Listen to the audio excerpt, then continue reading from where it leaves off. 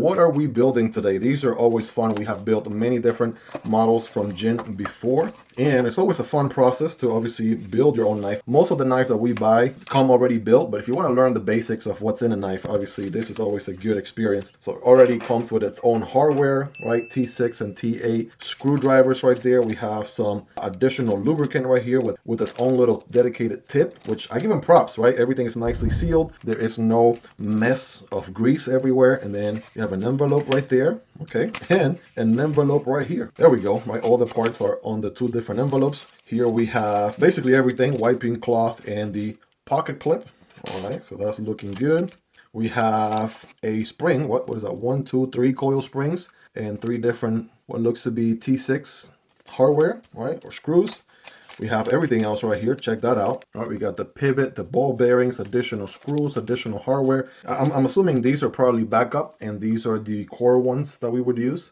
So I'll probably start with this one first. But of course, the awesome thing is you don't have to guess, right? You can simply look at the instructions. It walks you step by step. You'll see exactly how that works in a moment. And on the next envelope, right? Next bit of mail here. Here we go. All right, we got the different scales. Okay, so these are G10 scales. It's interesting how they already come with the liner in place. It is a recessed liner, so it's already inside of the G10. I'm sure you could remove or take these out if you wanted to. So that's handle number 1. And here is handle number 2. And here's a demo of that. See, liner and handle for my folks who are learning about knives, right? Handle scale, handle liner. You get the idea. So we got that right there. Boom. And I'm sure this is the blade right here. What kind of blade are we working with? It's a drop point sheep's foot blade. Ooh, that's an interesting looking one right there. It's looking like a sheep's foot harpoon, right? Little reverse tanto harpoonish. Definitely looks nice, I'll tell you that. It's beautiful satin finish on it. They went with 9CR 18 MOV. Would have loved to have seen 14C 28N. So JIN team, right? If you guys are watching this, which I know you guys probably are at some point, this is awesome for the budget standard these days. D2 or 14C 28N, absolutely a great way to go. So you're probably wondering, I could just go through this video, not even knowing where to start, but I'm gonna do the right thing. I'm gonna follow the instruction. Congratulations, you have built your own knife. Well, we're not there yet, okay? Let's take it one step at a time here, shall we? Okay, let's find the step 5. Where is step 1? We got our parts list. All right, there's everything right there in case you want to pause the video. And we start right over here with step 1. All right, so there's your step 1. If you guys want to pause. I'm going to get the hardware out here. It's always good if you can use a little metallic tray like this one, right? That way your stuff doesn't go flying everywhere. It's always a good approach. And I'm just going to go ahead and dump everything right in there. This is why you use metallic stuff. This one stop pin went flying. Got the ball bearings right here. All right, I'm going to use those right here in just a moment. Those are probably not going to go anywhere. All right, so we got to start with the D-shape pivot.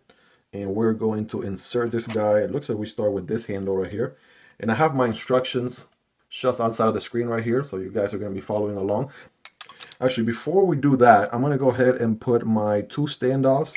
So I got a standoff number 1. Oh, these are thumb studs. This one's also a thumb stud. All right, looks like it's going to be a thumb stud deployment. Here are the standoffs right over here. The camera can focus. There we go. I'm going to put 1 here, right, like that. And then I'm going to tighten it up. And again, this is something you want to take your time with, right? I'm not trying to rush through it or anything, and neither should you.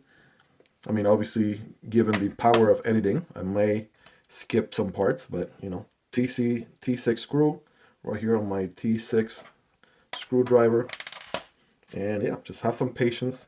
Think of it like Legos for knife enthusiasts. There we go. All right, let me get this guy nice and tight. And I might, you know, tighten it up even more later. But all right, well, 1 standoff down, 1 more to go. Here's the other one. And rinse and repeat. Find me a screw for this one. All right, so there are 2 types of screws. There is the pocket clip screw. Those don't have a head that is too, the head on those is not too thick. All right, that's going to be a pocket clip screw. I want the ones with the slighter, thicker head, like that. So it's just something to keep in mind right there for the buddy screws. And again, you don't have to over torque these. All right, just give it some torque there, bam, boom, Yeah, you don't want to strip anything, so just take your time. Don't over torque stuff. All right, so now we should, sir, you go back in there. Now we should be good for the D-shape pivot. All right, this is why you read the instructions. Sometimes even reading the instructions, you may skip some stuff. So there we go. All right, let's get there.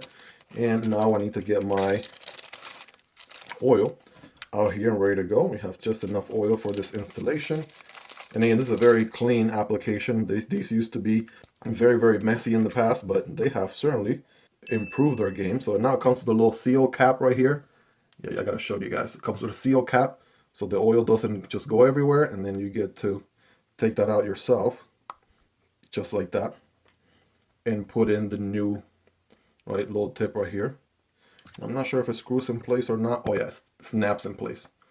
Oh yeah, so that's good to go right there. We're making progress here, guys. Let's go ahead, and now that we have this ready to go, oil's ready, we're gonna go ahead and put our ball bearing cage right there. We're gonna apply maybe a drop, like a triangle. All right, a little bit here, a little bit there, and a little bit right here. We don't want to overdo it. That should be enough because the whole thing is gonna move here in just a second. So, all right, we have completed steps 1 and 2. All right, hopefully you guys are making progress alongside with me. Now, we're gonna put on the blade, and we gotta put on the stop pin. It looks like it has an internal stop pin. There's a cutout on the blade for the stop pin. Ooh, oh, wait a second.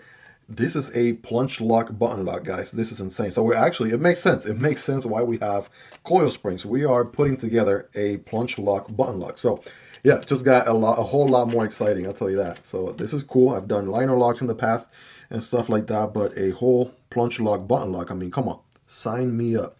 So the next step will be, well, we got this hole here, and we got this one here. All right, this might be on the other side. Okay, there we go. All right, making sense. So this is going to be our button, right, for the plunge lock button lock right here, and it's going to go through this circular hole right there. That makes sense. Yeah, see, like that. Hopefully it's not going to stick out that much. We'll see once it's done. And then we can go ahead and put on our blade, which is again nicely protected here so you don't cut yourself. So only remove this until the very end. See, how do we do this? Okay, so you got to insert it in here first, and then put both of them down at the same time. There we go, just like that. That's exactly what the instructions tell you to do, by the way. All right, so we're looking good here. Then the next step is going to be our ball bearing on this other side. Come on now. All right, here we go. We're going to apply some oil there. All right, and then you ever wonder what makes a knife blade stay in place and not break its neck? It's called the stop pin. All right, so this guy right here, this barrel looking thing, is going to make sure that the blade only opens up until that spot and that spot only. Now, how am I going to keep it? There you go. It's now in place. There we go. Perfect. All right, well, actually, we are cruising right along here with the instructions. All right, hopefully you guys are keeping up. Then we're going to put the liner on the other side first. That should tighten things up, and then go from there. So, like, sir, can I have my liner? Thank you. And let's see. All right, all the holes should line up here perfectly, just like that. Bam. All right, so it actually fell in place here. So the standoffs are good to go, right? The pivot is in place, the stop pin, and the hole here for the button lock. So we're actually doing pretty okay for our plunge lock button lock build here. The next thing to do will be to put the spring, and again, we have one spring here, and they gave you 3 backups. So I mean, like, come on. You have to go crazy with the spring here to lose it or something, and you still got some backup. All right, we got that. Next is the actual scale. Okay, so this scale, this hole right here, this cutout is going to keep the spring in place right there. And I just got to line everything here perfectly, the best that I can, and push down on it like that.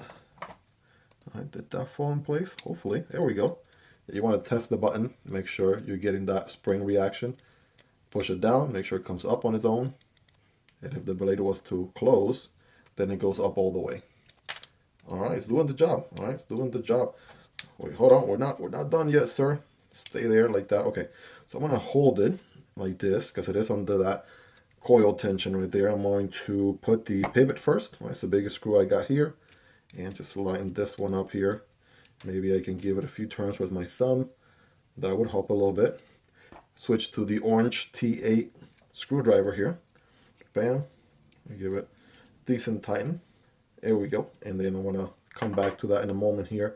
Fine tune everything. Get some more body screws. Again, these have the little thicker heads as compared to the pocket clip screws that have a thinner head. So there we go, these guys. Go ahead and place one there. Green screwdriver for T6. Bam. And the other T6. There we go. Come on, sir. Come on, sir. Would you like to stay in place? I'm trying to make a YouTube video here. That will be appreciated. All right, pretty cool there. Bam. Boom. Just a little checkup all throughout. The fact that they are putting a captive pivot is absolutely really nice. So there we go. I might tune that a little bit here in just a second, but we're actually pretty close to being almost done, right? These are the steps that we just did. And, oh yeah, the last thing is to add some thumb studs. So you could rock it without thumb studs, just using the opening hole, or you could add the thumb studs and of course the pocket clip. That's important. So let's go ahead and do that. It's a reversible pocket clip, which is nice. It's also a deep carry pocket clip. So I can tell you, JIN, right, they have been doing their research for sure, right? Absolutely shows. So I am going to definitely mount the pocket clip on this side. And then I'm going to get my screw right here. All right, quit screwing around, sir. Get it? Screwing around. Me and my dad jokes. Again, did I mention patience is important? I mean, it should be, it's probably in the instructions, right? So here are all the parts. Here's the step-by-step guide. Step 1, just have some patience. And yeah, make sure you do this as, you know, a nice little, you know, decompressing hobby at the end of a long day. Just take your time with it, enjoy the process. Fidgeting around with magnetic screws and screwdrivers and whatnot. All right, so that one went in there.